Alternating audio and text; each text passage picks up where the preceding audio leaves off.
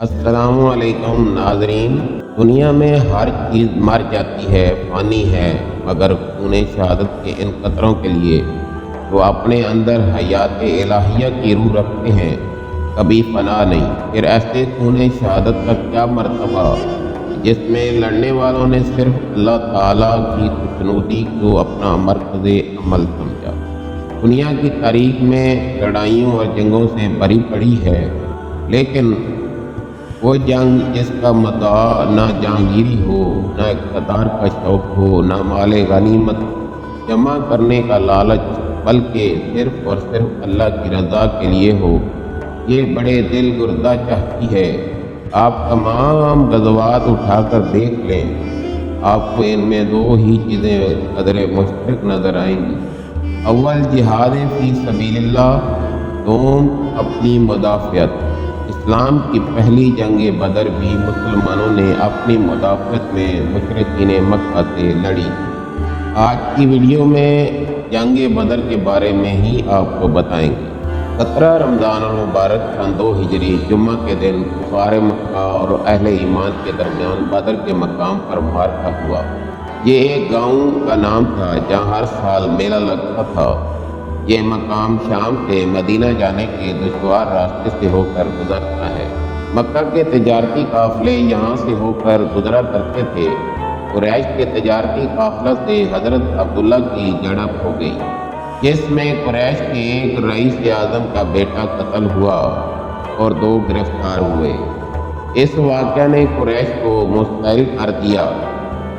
اس دن اطلاع ملی کہ ان کے تجارتی قافلے پر مسلمان حملہ کرنے والے ہیں۔ ادھر جب حضور صلی اللہ علیہ وسلم کو ان سب باتوں کا پتہ چلا تو انہیں بہت افسوس ہوا۔ انہوں نے اس کا خون بہا ادا کر دیا اور قیدیوں کو رہا کر دیا، مگر قریش جو کہ مسلمانوں کی ہجرت اور ان کی بڑھتی ہوئی تعداد سے سخت خائف تھے، موقع کی تلاش میں تھے کہ کسی طرح ان کو شدید نقصان پہنچایا جا سکے۔ وہ اس سنہری موقع کو ہاتھ سے کیسے جانے دیتے۔ کفار قریش کو بدر کے مقام پر پہنچ کر معلوم ہوا کہ تجارتی قافلہ بحفاظت مکہ پہنچ چکا ہے۔ کئی سرداروں نے مشورہ دیا کہ اب لڑنا ضروری نہیں، لیکن ابو جہل نہ مانا اور فوج آگے بڑھی۔ قریش چونکہ پہلے پہنچ چکے تھے، اس لیے انہوں نے مناسب جگہوں پر قبضہ کر لیا۔ بخلاف مسلمانوں کی طرف کوئی چشمہ اور کنواں نہ تھا، زمین ایسی ریتلی تھی کہ اونٹوں کے پاؤں ان میں پھنس جاتے تھے۔ عید عیدی سے بارش ہوئی جس سے گرد جم گئی۔ مسلمانوں نے جا بجا پانی روک کر چھوٹے چھوٹے تالاب بنا لیے تاکہ وضو اور غسل کے کام آ سکے۔ اس جنگ میں مسلمانوں کی تعداد مشرکین کے مقابلے میں انتہائی قلیل تھی۔ مشرکین مکہ کی تعداد جو کہ 1000 تھی، 300 گھوڑے اور 700 اونٹ تھے، جبکہ مسلمانوں کی تعداد 370 اونٹ اور صرف 3 گھوڑوں پر مشتمل تھی۔ مگر صحابہ کرام کے دل جذبہ ایمانی کی طاقت سے مالا مال تھے۔ انہیں اپنے اللہ اور اس کے نبی صلی اللہ علیہ وآلہ وسلم پر پورا بھروسہ تھا۔ لشکر اسلام کا یہ قافلہ 16 رمضان المبارک کو بدر کے مقام پر پہنچا۔ حضرت انس رضی اللہ تعالی عنہ سے روایت ہے کہ رسول اکرم صلی اللہ علیہ وآلہ وسلم زمین پر ایک خاص جگہ ہاتھ رکھتے اور فرماتے کہ فلاں کافر کے مرنے کی جگہ ہے۔ حضرت عمر اور دیگر صحابہ کرام فرماتے ہیں، دوسرے روز جنگ ختم ہوئی تو ہم نے ان نشانات کی جگہ کو دیکھا۔ ہر کافر اسی جگہ مرا پڑا تھا، اس جگہ آپ نے نشانات لگائے تھے۔ اس جنگ میں حضور صلی اللہ علیہ وآلہ وسلم کے لیے جنگی ہیڈ کوارٹر کے طور پر ایک چوکڑی بنائی گئی۔ تمام صحابہ کرام نے رات بھر آرام کیا۔ صرف ایک ذات تھی جو رات بھر نماز اور اللہ کی بارگاہ میں دعائیں کرتی رہی۔ آپ صلی اللہ علیہ وآلہ وسلم نے نہایت ہی عزت امیز لہجے میں دعا فرمائی، یا اللہ تو نے مجھ سے جو وعدہ فرمایا ہے اسے پورا کر۔ اے اللہ، اگر آج اہل اسلام کی یہ جماعت ہلاک ہو گئی تو زمین پر تیری عبادت نہیں ہوگی۔ آپ صلی اللہ علیہ وسلم کی عزت امیزی دیکھ کر حضرت ابو بکر صدیق رضی اللہ تعالیٰ عنہ نے عرض کیا، اے نبی صلی اللہ علیہ وآلہ وسلم، اللہ سے آپ کی یہ دعا ہی کافی ہے۔ آپ صلی اللہ علیہ وسلم کا رب آپ کی دعا اور وعدہ کبھی رد نہیں کرے گا۔ دوسرے دن جنگ بدر شروع ہوئی۔ اس جنگ میں زیادہ تر صحابہ کرام اور کفار قریش آپس میں قریبی رشتہ دار تھے۔ مسلمان ہونے کے بعد ان کے لیے یہ خونی رشتے اللہ کی محبت میں بے معنی ہو گئے۔ وہ اپنے بیٹوں، بھائیوں اور باپ کے خلاف سب پارا ہوئے۔ صرف ایک رشتہ باقی رہا جو اللہ کی ذات سے تھا۔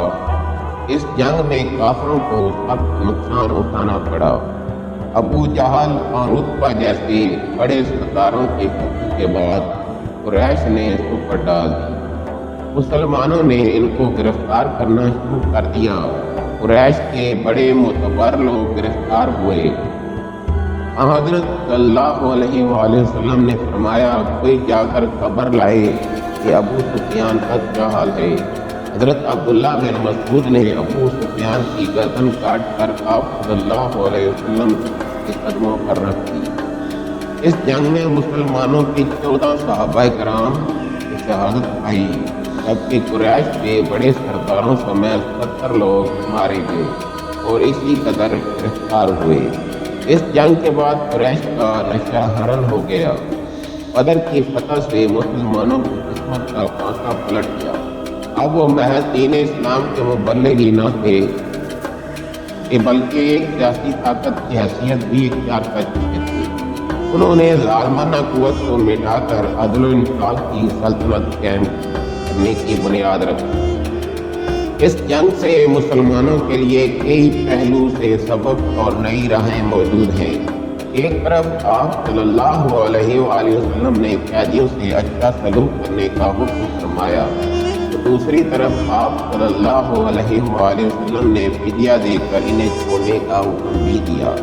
جو نادار تھے اور پڑھے لکھے تھے، ان کو فدیہ کے طور پر 10 بچوں کو پڑھانے کی ذمہ داری دی۔ اس سے اندازہ ہوتا ہے کہ آپ صلی اللہ علیہ وآلہ وسلم تعلیم کو کتنی اہمیت دیتے تھے۔ اس معرکہ میں 2 صحابہ کرام جنگ کے لیے آ رہے تھے تو قریش نے ان کو اس وعدہ پر جانے دیا کہ وہ مسلمانوں کے ساتھ مل کر جنگ نہیں کریں۔ انہوں نے یہ بات حضرت صلی اللہ علیہ وآلہ وسلم کو یہ بات بتائی تو آپ نے اس افراطی قوت کی کمی ہونے کے باوجود انہیں جنگ میں حصہ لینے سے روک دیا۔ اس سے آپ صلی اللہ علیہ وآلہ وسلم کے وعدہ اور اپنی بات پر قائم رہنے کی اہمیت کا اندازہ ہوتا ہے۔ آج اگر ہم تھوڑی دیر کو یہ سوچیں کہ اس زمانے میں 17 رمضان کو مسلمان کس قدر مشکلات کا شکار تھے، نہ کھانے کو کچھ، نہ پہننے کو ڈھنگ کا کپڑا، نہ رہنے کو مکان، نہ زندگی گزارنے کے لیے تحفظ کا کوئی صاحبان تھا۔ ہر طرف دشمن ان کی طاق میں تھے کہ کس طرح ان کو نیست و نابود کر دیا جائے۔ ان حالات میں انہوں نے محض اپنے جذبہ ایمانی کی بنیاد پر اتنی بڑی فوج سے یہ جنگ لڑی اور فتح حاصل کی۔ دوستو، یہ تھا جنگ بدر کا واقعہ۔ اگر آپ کو ہماری ویڈیو پسند آئی ہو تو ہمارے چینل کو سبسکرائب کریں اور ہماری ویڈیو کو لائک کریں اور شیئر کریں۔ اللہ حافظ۔